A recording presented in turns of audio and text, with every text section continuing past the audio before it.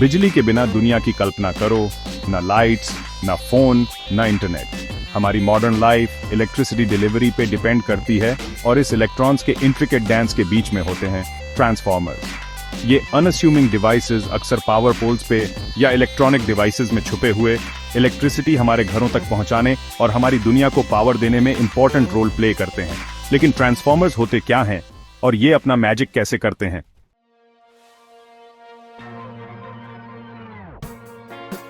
Transformer हमारे modern electrical infrastructure के unsung heroes हैं, silently working behind the scenes ताकि हमें सेफ एंड रिलायबल पावर जब भी जरूरत हो मिल सके। सबस्टेशंस में लगे बेड पावर ट्रांसफार्मर्स जो हमिंग अवे काटते रहते हैं हमारे स्मार्टफोन्स में लागे छोटे छोटे ट्रांसफार्मर्स तक। ये इंजीनियस डिवाइसेस हमारे इलेक्ट्रिफाइड वर्ल्ड की नींव हैं, लेकिन इनकी इंपॉर्टेंस सिर्फ कन्वीनियंस तक ही सीमित नहीं है। Transformers' economic prosperity, technological advancement, our overall well-being of our society ke liye bahut important hain.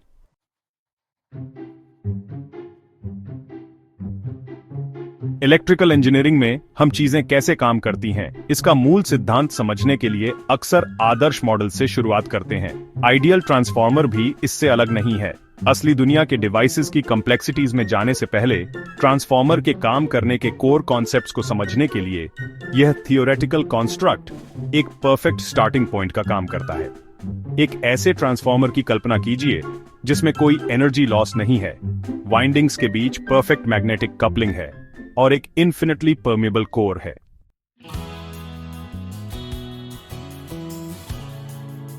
Adarsh transformer की दुनिया से असली दुनिया के उपकरणों की तरफ बढ़ते हुए कुछ समझौते करने पड़ते हैं। ये समझौते जरूरी होते हैं।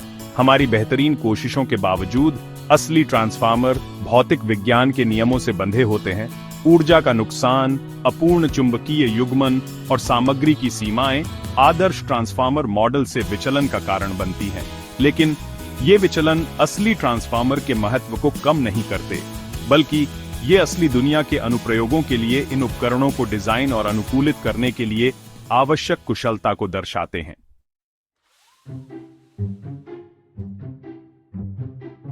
Section 3, bridging the gap, understanding practical limitations. तीसरा भाग, कमी को पूरा करना। समझते हैं practical limitations.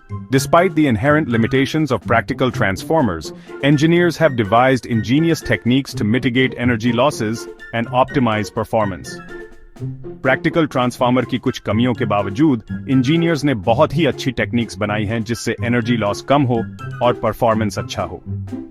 Core losses, for instance, can be minimized by employing specialized core materials with low hysteresis and eddy current losses. उदाहरण के लिए core losses को कम किया जा सकता है स्पेशल core materials इस्तेमाल करके जिसमें hysteresis और eddy current losses कम होते हैं। These materials, often laminated or composed of ferrits, reduce the energy dissipated as heat within the core. ये मटेरियल जो कि अक्सर लैमिनेटेड या फिर फेरेट्स के बने होते हैं, कोर के अंदर हीट के रूप में होने वाले एनर्जी लॉस को कम करते हैं। Copper losses, on the other hand, can be reduced by using thicker gauge wire for the windings, which reduces the overall resistance of the conductor. दूसरी तरफ, copper losses को windings के लिए मोटे तार यूज करके कम किया जा सकता है, जिससे कंडक्टर का ओवरऑल रेजिस्टेंस कम हो जाता है।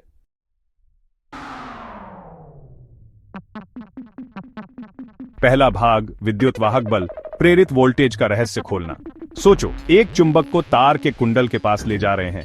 जैसे ही चुंबक का चुंबकीय क्षेत्र तार के लूप में जाता है, कुछ अद्भुत होता है।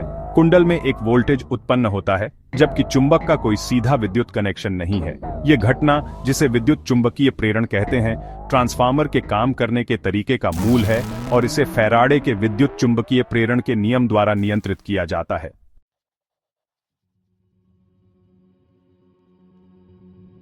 सेक्शन 2, फैराडे का नियम एक्शन में ईएमएफ इक्वेशन को समझते हैं। फैराडे के इलेक्ट्रोमैग्नेटिक इंडक्शन के नियम को एक इक्वेशन से आसानी से समझा जा सकता है।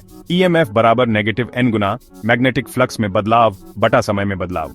यह इक्वेशन यह समझने में बहुत जरूरी है कि जब कोई तार का कॉइल बदलते हुए मैग्नेटिक फील्ड के संपर्क में आता है तो उसमें इलेक्ट्रिक करंट कैसे पैदा होता है।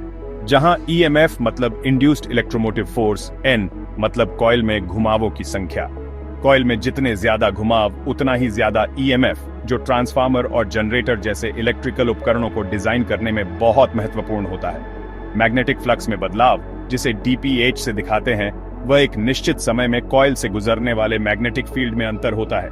यह बदलाव चुंबक को कॉइल की ओर या उससे दूर ले जाकर या पास के सर्किट में करंट को बदलकर किया जा सकता है। और समय में बदलाव जिसे dt से दिखाते हैं, वह समय होता है जिसमें मैग्नेटिक फ्लक्स में यह बदलाव होता है। जितना तेज बदलाव उतना ही ज्यादा EMF, जो इलेक्ट्रोमैग्नेटिक इंडक्शन में समय के महत्व को दर्शाता है। हालांकि यह इक्वेशन पहली नजर में कठिन लग सकता है, लेकिन यह इलेक्ट्रोमैग्नेटिक इंडक्शन के मुख्य सिद्धांत को संक्षिप्त रूप में बताता है।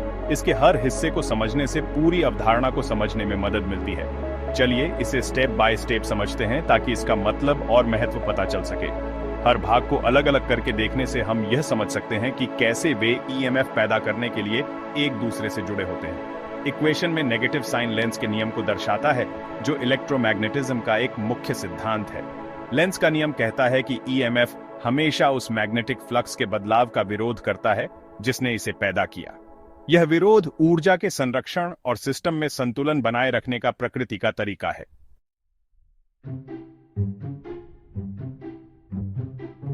Section 3. The EMF equation in transformers. Connecting the dots. Transformers के केस में EMF इक्वेशन बहुत इंपॉर्टेंट हो जाता है। ये समझने का बेसिक आइडिया देता है कि ये चीज वोल्टेज लेवल्स को कैसे चेंज करते हैं। याद करो कि ट्रांसफॉर्मर में दो या दो से ज्यादा कॉइल्स होते हैं जो एक फेरोमैग्नेटिक कोर के ऊपर लिपटे होते हैं। प्राइमरी वाइंडिंग, जो इनपुट वोल्टेज सोर्स से जुड़ा होता है, वो एक चेंजिंग मैग्नेटिक फ्लक्स पैदा करता है जो कोर में जाता है।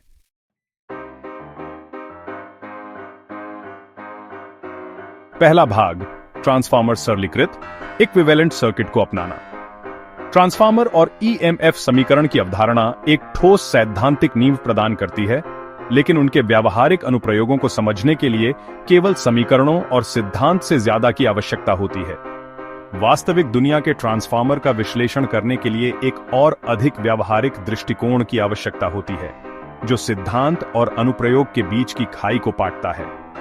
इक्विवेलेंट सर्किट में प्रवेश करें। एक सरलीकृत प्रतिनिधित्व जो प्रतिरोधक, प्रेरक और एक आदर्श ट्रांसफार्मर जैसे परिचित सर्किट तत्वों के नेटवर्क का उपयोग करके ट्रांसफार्मर के आवश्यक विद्युत व्यवहार को पकड़ता है। यह मॉडल ट्रांसफार्मर के भीतर जटिल अंतःक्रियाओं को अधिक प्रबंधनीय रूप में बदल देता है, जिससे इसे समझना और इसके साथ काम करना आसान हो जाता है। इसे एक जटिल परिदृश्य के मानचित्रकार के सरलीकरण के रूप में सोचें, जो अनावश्यक विवरणों को छोड़कर प्रमुख विशेषताओं को उजागर करता है। जैसे एक नक्शा अत्यधिक विवरण के बिना एक उपयोगी अवलोकन प्रदान करता है, वैसे ही इक्विवेलेंट सर्किट ट्रांसफार्मर के व्यवहार का विश्लेषण करने का एक स्पष्ट और संक्षिप्त तरीका प्रदान करता है। यह सरलीकृत मॉडल हमें ट्रांसफार्मर के प्रदर्शन का विश्लेषण करने, विभिन्न परिस्थितियों में इसके व्यवहार की भविष्यवाणी करने और विशिष्ट अनुप्रयोगों के लिए ट्रांसफार्मर डिजाइन करने की अनुमति देता है। इक्विवेलेंट सर्किट का उपयोग करके इंजीनियर विभिन्न परिदृश्यों का अनुकरण कर सकते हैं और ट्रांसफार्मर डिजाइन और संचालन के बारे में सूचित निर्णय ले सकते हैं। यह दृष्टिकोण विद्युत चुंबकीय क्षेत्र और फ्लक्स लिंकेज की पेचीदगियों में फंसे बिना ट्रांसफार्मर दक्षता और प्रदर्शन को अनुकूलित करने में मदद करता है।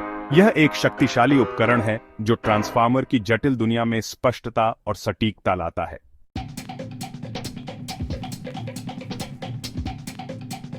Section 2, Deconstructing the Equivalent Circuit, Unveiling the Components। चलो ट्रांसफार्मर के इक्विवेलेंट सर्किट को तोड़ते हैं और समझते हैं कि हर कंपोनेंट असली ट्रांसफार्मर के बिहेवियर को कैसे रिप्रेजेंट करता है।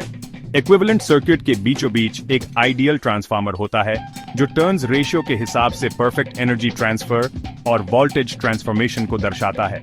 लेकिन इस आइडियल ट्रांसफार्मर के आसपास कुछ एडिशनल एलिमेंट्स होते हैं जो प्रैक्टिकल ट्रांसफार्मर में होने वाले इम्परफेक्शंस और लॉसेस को मॉडल करते हैं। इन एडिशनल एलिमेंट्स को ऐसे समझो जैसे ये फ्रिक्शन और लीक्स को रिप्रेजेंट कर रहे हैं, जो रियल वर्ल्ड ट्रांसफार्मर्स को परफेक्ट एफिशिएंसी और आइडियल वोल्टेज ट्रांसफॉर्मेशन अचीव करने से रोकते हैं।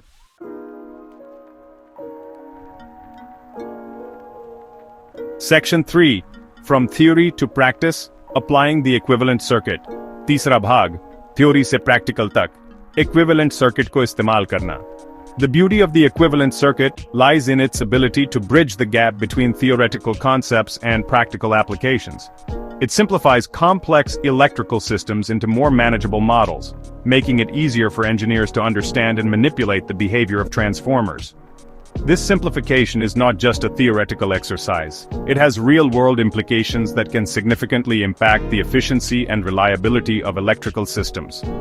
इस इक्विवेलेंट सर्किट की खासियत ये है कि ये थ्योरी और प्रैक्टिकल के बीच का फासला कम करता है। ये कॉम्प्लेक्स इलेक्ट्रिकल सिस्टम को आसान मॉडल में बदल देता है, जिससे इंजीनियर्स के लिए ट्रांसफार्मर के काम करने के तरीके को समझना और उसमें बदलाव करना आसान हो जाता है। ये सिर्फ थ्योरी की बात नहीं है, इसका असली दुनिया में भी बहुत असर होता है, खास करके इलेक्ट्रिकल सिस्टम की एफिशिएंसी और विश्वसनीयता पर। By analyzing this simplified model, engineers can predict and optimize real-world transformer performance with remarkable accuracy. They can simulate various operating conditions and foresee potential issues before they arise. This predictive capability is invaluable in designing transformers that are both efficient and robust, ensuring they perform optimally under different load conditions. इस आसान model को देखकर engineers असली transformer के काम करने के तरीके का अंदाजा लगा सकते हैं और उसे बेहतर बना सकते हैं, वो भी बिल्कुल सही तरीके से। वो अलग अलग हालात में ट्रांसफार्मर कैसे काम करेगा ये देख सकते हैं और कोई भी दिक्कत आने से पहले ही उसका हल ढूंढ सकते हैं। ये पहले से अंदाजा लगाने की क्षमता ट्रांसफार्मर को बेहतर और मजबूत बनाने में बहुत काम आती है, जिससे वो हर तरह के लोड में अच्छा काम कर सके। For instance, the equivalent circuit allows us to calculate voltage regulation, a crucial parameter that quantifies how well the transformer maintains the output voltage under varying load conditions. Voltage regulation is essential for ensuring that electrical devices receive a stable voltage supply, which is critical for their proper functioning and longevity. उदाहरण के लिए equivalent circuit से हम voltage regulation निकाल सकते हैं। ये एक जरूरी पैमाना है जो बताता है कि अलग अलग लोड में ट्रांसफार्मर कितनी अच्छी तरह आउटपुट वोल्टेज को बनाए रखता है। वोल्टेज रेगुलेशन जरूरी है ताकि बिजली से चलने वाले उपकरणों को एक जैसा वोल्टेज मिले, जो उनके सही काम करने और लंबे समय तक चलने के लिए बहुत जरूरी है। Imagine a water tower supplying water to a town. Ideally, we want the water pressure to remain consistent regardless of how many houses are using water simultaneously. Similarly, in electrical systems, we aim for the voltage to remain stable despite changes in the load. The equivalent circuit helps us achieve this by providing a clear framework for analyzing and improving transformer performance.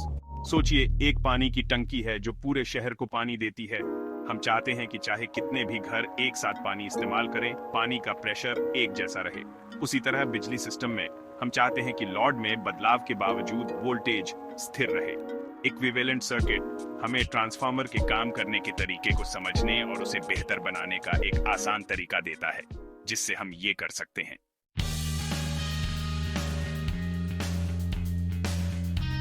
भाग 1, ऊर्जा की हानि, बदलाव की अनिवार्य कीमत। अगर दुनिया आदर्श होती तो ट्रांसफार्मर बिना किसी ऊर्जा हानि के पूरी क्षमता से प्राइमरी से सेकेंडरी वाइंडिंग तक बिजली पहुंचाते। लेकिन असल दुनिया में भौतिकी के नियमों के कारण कुछ ऊर्जा की हानि होना ही है जो ट्रांसफार्मर के काम को सीमित करती है। ये ऊर्जा हानि हालांकि अनचाही है, लेकिन ट्रांसफार्मर के काम का एक जरूरी हिस्सा है और इसे समझना कुशल और भरोसेमंद बिजली व्यवस्था बनाने के लिए बहुत जरूरी है।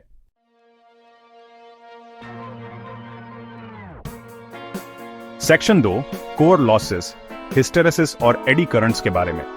ट्रांसफार्मर के बीच में फेरोमैग्नेटिक कोर होता है जो मैग्नेटिक फ्लक्स लिंकेज के द्वारा वाइंडिंग्स के बीच एनर्जी ट्रांसफर करने में मदद करता है। लेकिन ये कोर मटेरियल ट्रांसफार्मर के लिए जरूरी होने के साथ साथ हिस्टेरेसिस और एडी करंट्स की वजह से एनर्जी लॉस का भी कारण बनता है।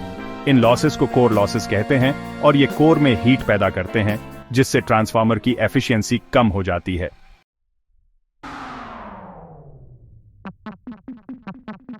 तीसरा भाग, कॉपर लॉसेस, रेजिस्टेंस की बात करते हैं। ट्रांसफार्मर का कोर मैग्नेटिक फ्लक्स को चैनल करने में बहुत जरूरी होता है, लेकिन कॉपर जैसी चीजों से बनी वाइंडिंग्स ही असली काम करती है। ये बिजली को ले जाती है और एनर्जी ट्रांसफर करती है। लेकिन ये वाइंडिंग्स कितनी भी अच्छी कंडक्टर क्यों ना हो, इनकी भी कुछ सीमाएं होती हैं। वाइंडिंग के मटेरियल का रेजिस्टेंस हीट के रूप में एनर्जी को कम करता है। इसे कॉपर लॉस या वाइंडिंग लॉस कहते हैं।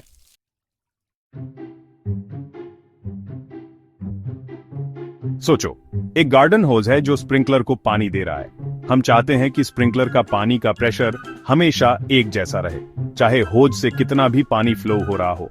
वैसे ही इलेक्ट्रिकल सिस्टम्स में हमें अपने अप्लायंसेस और डिवाइसेस के लिए स्टेबल वोल्टेज सप्लाई चाहिए, फिर चाहे बिजली की डिमांड कम ज्यादा हो।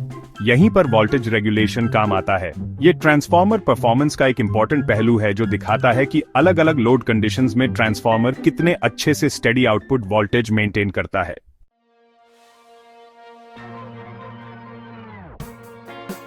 एफिशिएंसी, हर जगह परफॉर्मेंस मेजर करने का तरीका ट्रांसफार्मर्स की दुनिया में बहुत इंपॉर्टेंट है। यह बताता है कि ट्रांसफार्मर प्राइमरी वाइंडिंग से सेकेंडरी वाइंडिंग तक इलेक्ट्रिकल एनर्जी कितना अच्छे से ट्रांसफर करता है और ट्रांसफॉर्मेशन प्रोसेस में कितनी एनर्जी हीट में वेस्ट होती है। सोचो एक बाइसिकल के बारे में। एफिशिएंट बाइसिकल को सेम डिस्टेंस ट्रैवल करने के लिए कम मेहनत लगती है और एनर्जी बचती है। उसी तरह एक एफिशिएंट ट्रांसफार्मर एनर्जी वेस्ट कम करता है, ऑपरेटिंग कॉस्ट्स कम करता है और एनवायरमेंटल इंपैक्ट भी कम करता है।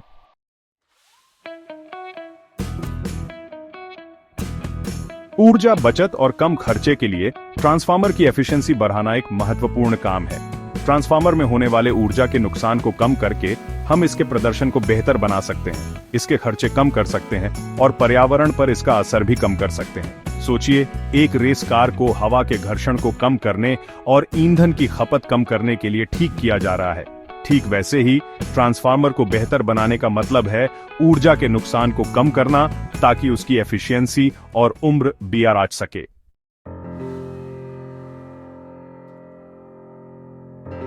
जैसे हम ट्रांसफार्मर के इंट्रिकेट वर्किंग्स से गुजरे हैं, उनके फंडामेंटल प्रिंसिपल्स से लेकर प्रैक्टिकल एप्लीकेशंस तक, एक बात बिल्कुल साफ है, ये सिंपल दिखने वाले डिवाइसेस हमारे इलेक्ट्रिफाइड वर्ल्ड में बहुत इंपॉर्टेंट रोल प्ले करते हैं।